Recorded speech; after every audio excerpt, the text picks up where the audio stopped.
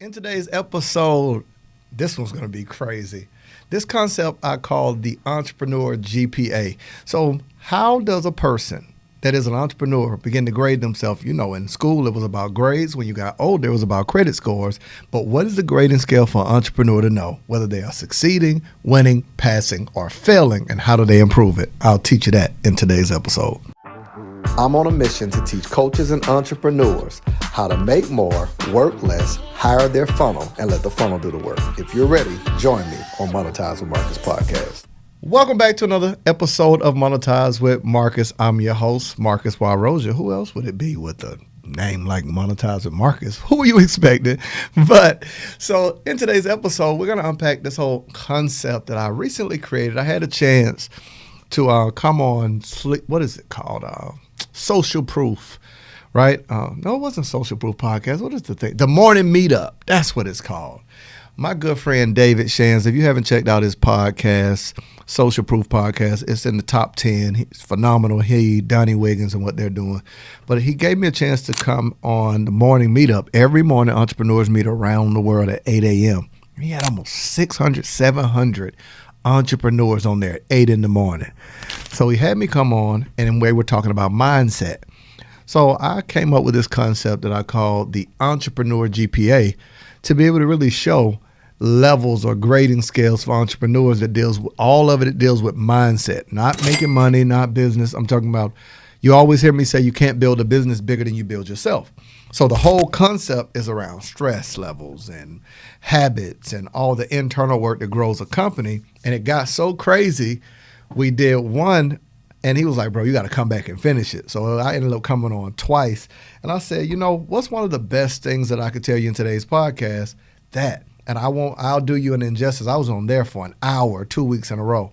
This episode is going to probably be less than 10 minutes. So I'm going to unpack this concept of the entrepreneur GPA over a few episodes. So whether you're riding your car, at work, running on the treadmill, or you're ignoring your girlfriend or boyfriend and pretending you're listening with your AirPods on, you're going to want to be able to check this out, okay? So the entrepreneur GPA, and here's what GPA stands for. I'm going to give it to you. Goals, paper, and action. Goals, paper, action, goals. We all have financial goals, monetary goals, weight loss goals, but in this case, whatever your goal for life is, I want to break this down for you. Like, how do you set those? And then paper, you know, I don't know where you're from. You might be from suburbia. You might not know. You might say money.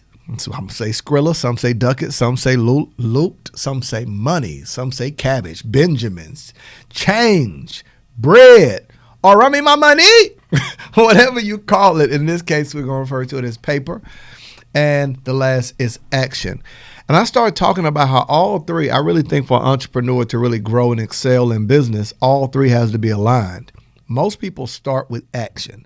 They just start doing activity, posting content, creating content, building a business without setting a clear goal.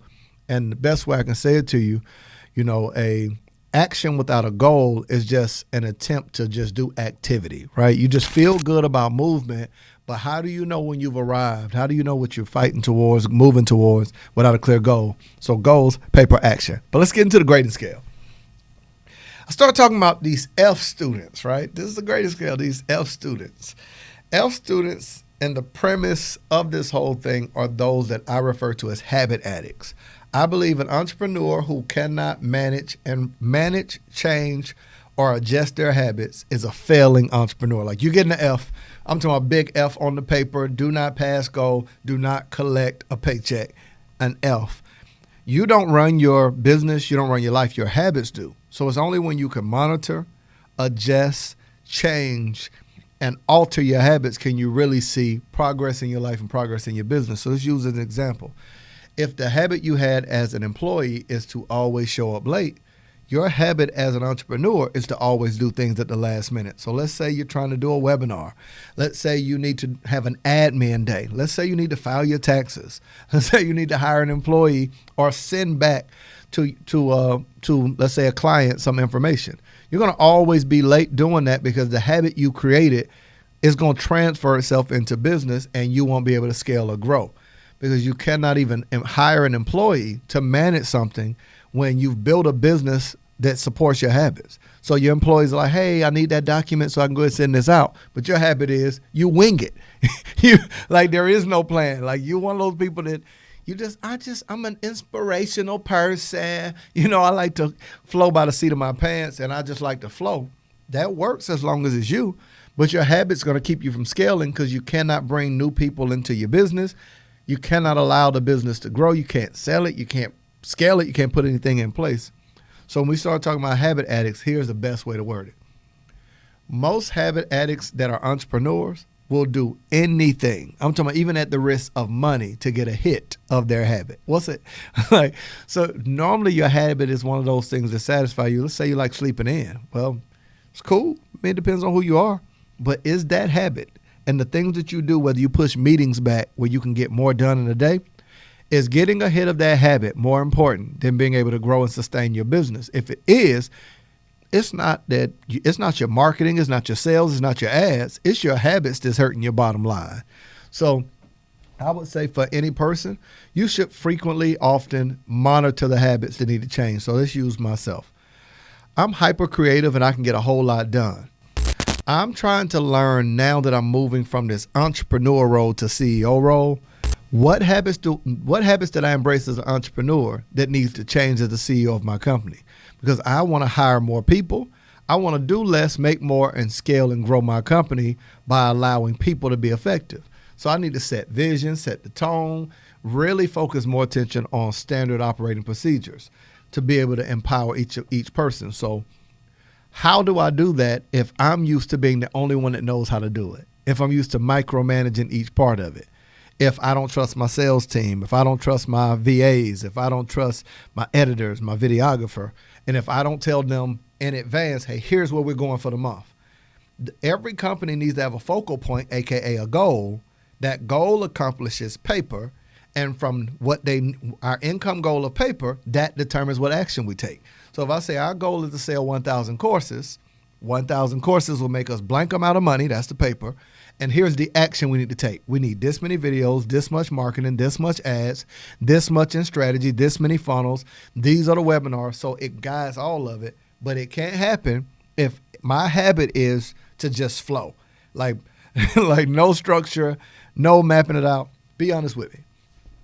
I just did this in my mentorship call. I asked the people that I mentor, I said, how many of you from 1 week to the next or 1 month to the next don't know what you're doing next in your company? Most of them said they didn't.